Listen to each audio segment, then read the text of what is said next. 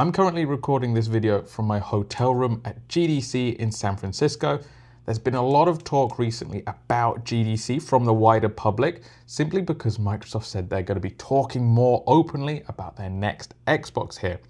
But GDC's been around a long time, and if you've never heard of it before, it's very easy to misunderstand what the event actually is.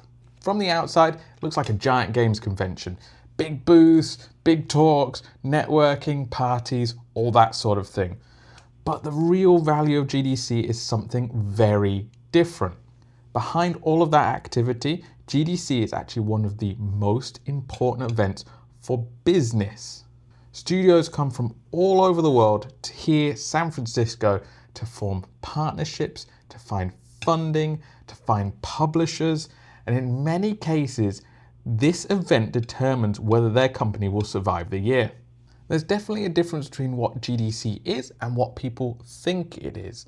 And there's a good reason for that, because if you ask most people why they come to GDC, you'll hear a lot of the things that you hear from other shows, like, oh, I come to learn from talks, I come to meet other developers, I come to network, or I come to play cool games on the show floor. And all those things are true, so absolutely legit. However, they're not the primary reason that companies come here. The real reason is deals, honestly. Publishing deals, investment deals, co-development deals, you name it, that all the companies come here to meet the other companies. There are thousands of conversations happening right here, right now in San Francisco, spelling out the next year, the next 2 years, potentially even longer for the games industry. And they're not actually happening on the show floor at all. They're happening in places like hotel rooms. They're happening in meeting rooms. They're happening in coffee shops. They're happening over dinner and breakfast and wherever you can grab somebody's time. These talks determine which games get made and which ones don't. So this is a critical moment for a lot of companies that come here. Now, it's very rare that a deal will actually get signed at GDC. But it's the place where conversations can start. It's the place where conversations can continue. It's a place where you get to meet face to face, because a lot of studios come here. Pretty much everybody does or has done at some stage. Many of the relationships that blossom will start as a small, potentially small meeting here at GDC. Maybe it's a chance encounter even. Just because you don't have a meeting with that person doesn't mean you're not going to bump into them. I bump into people all the time. You're just hanging out in a hotel lobby. Bam, there's somebody that you know that you hadn't set up a meeting with. Hey, can I borrow 5 minutes of your time? And you've got yourself a meeting quickly. That's why the most successful teams that come to GDC are the most prepared ones, because you never know who you're going to bump into. You have to be well drilled. You have to prep your pitch materials. You have to refine everything. You have to make sure you can go at any moment, because you might just find that right person right away. One of the biggest things GDC offers is the opportunity for clarity for indie teams. The conference forces you to look at your project through the eyes of a publisher or a business person or just somebody external to your team. You quickly learn whether your scope makes sense, or your pitch is clear. Is there a commercial opportunity in your game? Sometimes the best feedback at all is that you've learned you're not going in the right direction. And that's valuable. That's just as valuable as picking up a publishing deal.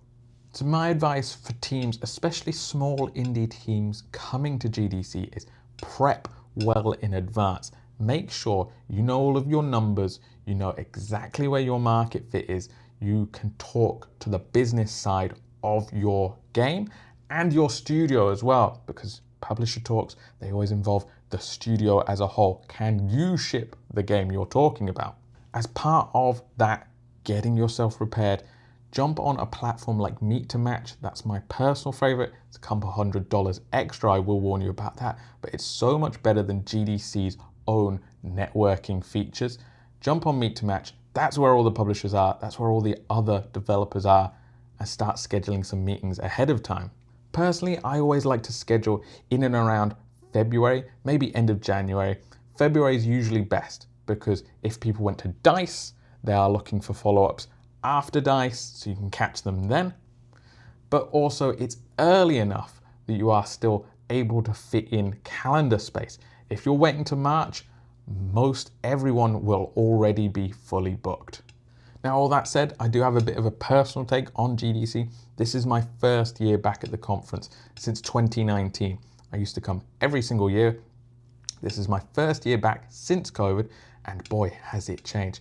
It's grown a lot. It's got more public viewing now as well.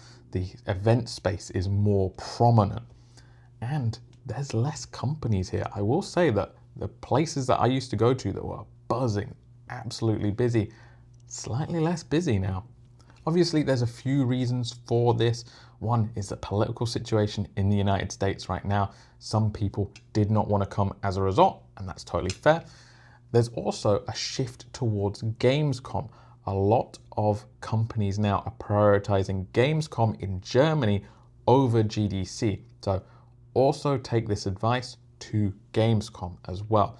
Prioritize both of them if you can. If you're thinking, Piers, that all sounds great. I've got my pitch document ready. I've got my business knowledge ready. I'm ready to start having these conversations. Just let me know where. That's great. That's fantastic, because all you'll need is your GDC pass. That'll let you into the expo hall. That'll let you into all the surrounding in San Francisco. You'll also need to get Meet to Match, which I recommended earlier, simply because that is the best meeting booking system available in my experience at least. That way you can meet with any publishers you want to talk to, any service providers you want to talk to, hell, even other devs if you want to schedule something to do with them. There are definitely certain places where you'll meet. Obviously, the Moscone Center, anything surrounding that, you're going to see a ton of people. But also the Marriott Marquis lobby. There's going to be a lot of developers in there all the time. There's meeting spaces there that are very commonly used, and there's just people everywhere in there. W Hotel as well, their lobby is very popular for meetings, for spaces where you can go, you can chat, you can meet people there. And they're very common that these, when you book there, everybody knows that's the place to go. So it's not a surprise. But you can also book coffee shops around the events as well. I was very sad to see Pete's Coffee is now gone. So I'm going to have to pick a new favorite coffee place here in by the Moscone. But it's very normal here to have a coffee meeting for 15, 20 minutes and then go on your way to your next one. And of course, try and enjoy the sights whilst you're here as well. If you're coming from out of town, San Francisco is a beautiful city, especially right now, blazing sunshine. I've come over from Montreal, there's still snow on the ground there, so this is great. And if after all of that, you're still thinking, hey, I need some bespoke help, I will put a link in the description to my consultancy calls. Please use that to book a one-to-one meeting with me, and we can go over your specific situation. You know, who you're looking to meet, what are you looking for, where do you want to go? I can absolutely let you know on all of that stuff so you can get prepared for next year.